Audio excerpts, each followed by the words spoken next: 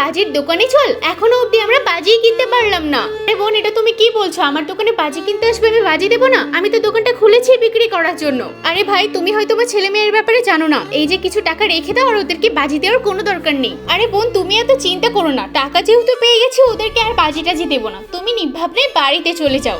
এই ওই দেখ, মা আবার বাজির দোকানে কি করছে, তাড়াতাড়ি লুকিয়ে পড়ি, নয়তো আবার খুব বকবে। ঠিক আছে ভাই, আমি তাহলে বাড়ি চলে যাচ্ছি। এই মা যেহেতু এখানটা এসেছিল, কোনো না কোনো গোলমাল পাকিয়ে গেছে। এখন আমরা কি করে বাজি কিনবো বলতো? চলতো একবার আমরা দাদির কাছে যাই। দাদি দাদি, এত ঝাড় দিয়ে কি করবে? আজকে আমরা বাজি কিনে একসাথে মজা করে খেলবো, চলো আমাদের সাথে। এই নাও টাকা।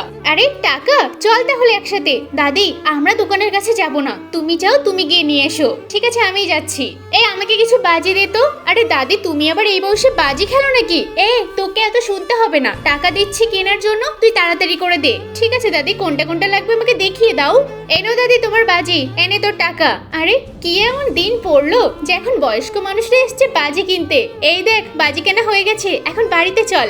আজকের বাজিটা কিন্তু আমি ফাটাবো। আরে দাদি, ফাটাও না, তাতে আমাদের কোনো ব্যাপার না। ঠিক আছে, এই দিচ্ছি আগুন জ্বালিয়ে। আমার তো সেই ছোটবেলার দৃশ্য মনে পড়ে যাচ্ছে। হ্যাপি দিওয়ালি।